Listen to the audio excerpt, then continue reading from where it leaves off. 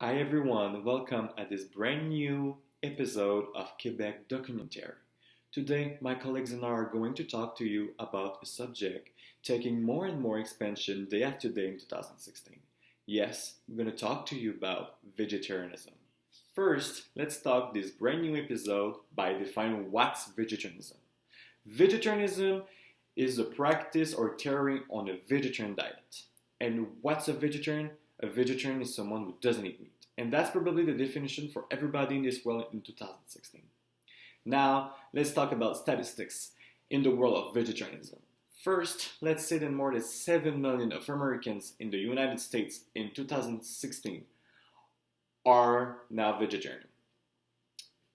Also, let's say that more than 22 million of Americans by now are trying in 2016 to eliminate the meat from their diet. On those 7 million of Americans, let's say that 59% are female and 41% are male. Why there's a difference between women and men? It's probably because for men, meat is more important for protein and more. Also, let's say that 42% of those 7 million of Americans are aged between 18 and 34 years old. And also, let's say that more than 41% are aged between 35 and 54 years old. And finally, there's probably 17% aged over than 55 years old. Let's talk about statistics a little bit more deeper about the environment and vegetarianism in general. First, let's say that 38% of the world's lands today are used for the agriculture. And on this 38%, it's a little bit more than 25% that is used to feed the animals. Those animals are chickens, porks, cows, etc. And those animals are used normally to feed human beings.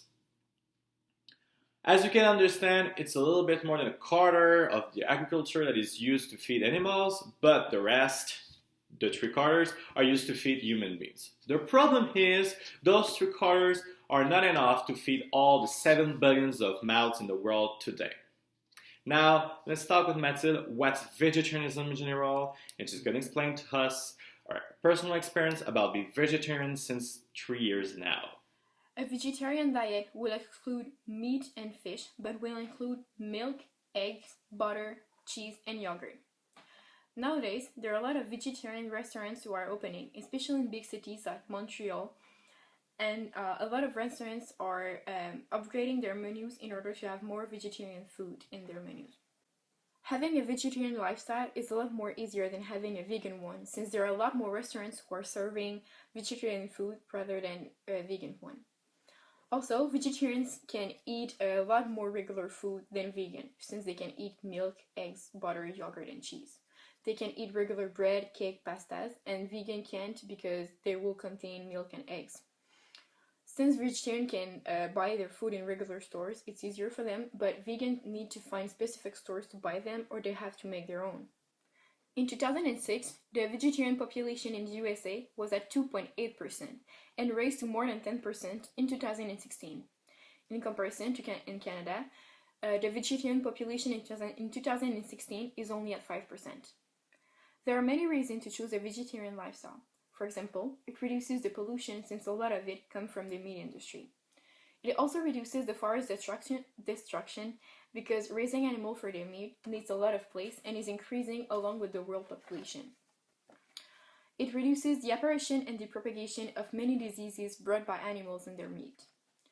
And if the meat production reduces a bit, there will be more water available for the world. And if the meat production would stop, we could feed more people because we could use the fields who are now being used by the meat industry to feed the animals to feed humans instead. Some people will choose a vegetarian diet because of their vision of meat and fish. They won't be able to separate the animal from the meal, and they'll only see a corpse instead of an appetizing meal. I became a vegetarian 3 years ago because of that reason. I first stopped eating meat who had bone in it, then I stopped eating meat who had nerves or heart bits in it. Then I stopped eating meat completely. My parents were supporting my decision So the transition from my old alimentation and my new alimentation was a lot easier because they were doing the grocery shopping and were fitting my new alimentation in it. Since I became a vegetarian, my parents are eating a lot less meat. It's a big stereotype to think that vegetarians will have an alimentation based on tofu and vegetables and will always eat the same thing. It's also a stereotype to think that we need meat in order to have muscles and be strong. You can be a vegetarian and have big muscles and be strong too. Social medias and school are spreading information about animal cruelty, the meat industry, and the vegetarian lifestyle in order to break these stereotypes. There are a lot of celebrities who are vegetarian, like Leonardo DiCaprio, Carl Lewis, who's a famous runner, Jared Leto, Natalie Portman, Bill Clinton, Peter Dinklage, who's a Game of Thrones actor, Russell Brand, Johnny Depp, Samuel L. Jackson, Pamela Anderson, and the singer Pink, and Mike Tyson, who's a famous boxer who's very strong and have big muscles that can really break the stereotype. To sum it up, the real problem is that we put animals in cages and kill them with no mercy simply in order to eat something that tastes good, even if we can easily follow a vegetarian lifestyle and be healthy. In order to have one good meal, people are willing to sacrifice one life. If we compare what we lose if we stop eating meat and what the animals lose in order to fill our plates, we'll realize that the meat industry is not fair. Thank you, Mathieu, for this very interesting testimony about what's vegetarianism and about your personal experience of being a vegetarian. As Mathieu said, meat makes a lot of pollution in our world today. I have a statistic for you. In 2009, more than 50% of the greenhouse gas was generated by food industries. That's a lot. And 7 years later, we don't know what's the new statistic for it, but it's probably more than that. And people's gonna have to check this in the future or now. Now, Chloe is gonna talk to us about what's vegan in general. Vegan is a diet that excludes anything that came from an animal. That include meat, like a vegetarian, but that also include eggs, dairy product, and honey. Some may say that vegan miss a lot of nutrients. The most common ones are protein, zinc, and B12 vitamin. That's not true. You can find all these nutrients in other food. For example, the B12 vitamin can be found in soy milk and almond milk. The protein can be found in tempeh, quinoa, beans, tofu, and many more. And the zinc, it can be found in beans, nuts, whole grain, etc.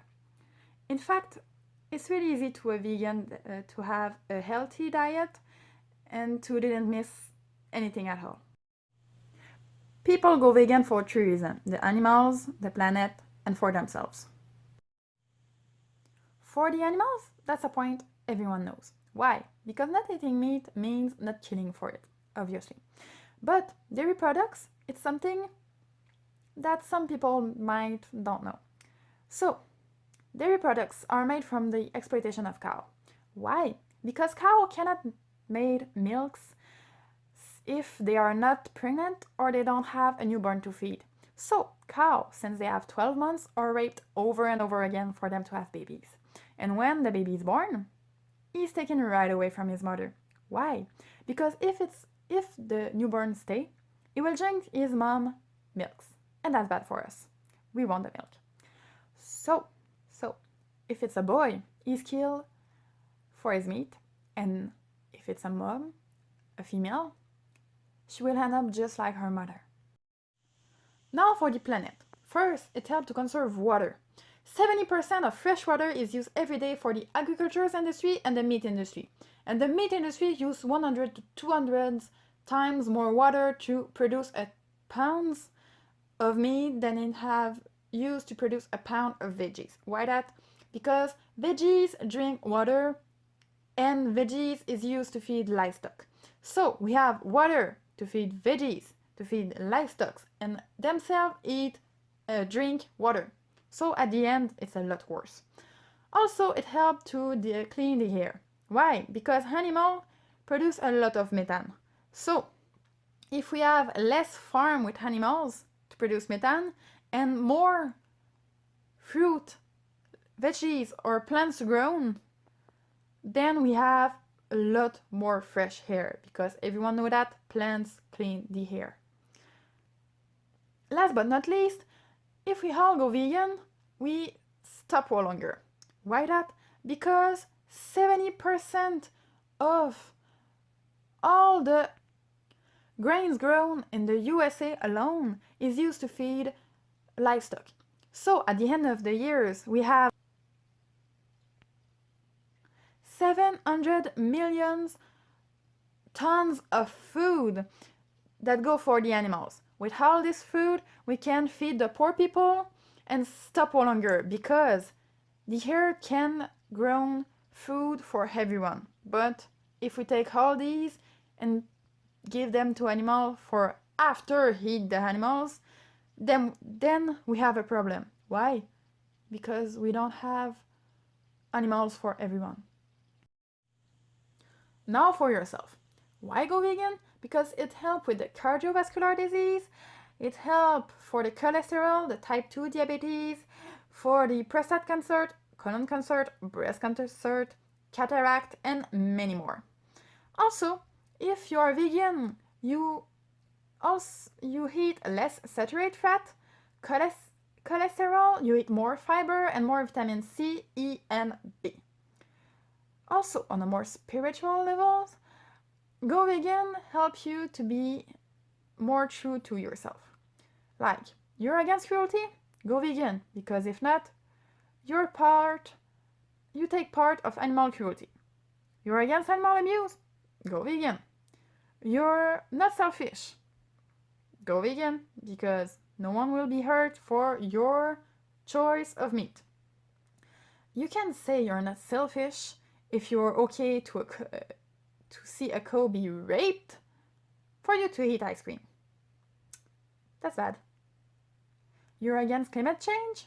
Go vegan. You're against the fact that people die from malnutrition each day? Vegan. In fact, vegan is almost a solution for everything. Thank you to both Mathilde and Chloe for explaining what's the difference between vegetarianism and being vegan. Now, to conclude the episode, let's talk about a final statistic. Like I said at the beginning of the episode, there's actually a lack of food in the world. But that wasn't true, because actually we have enough food to feed everyone.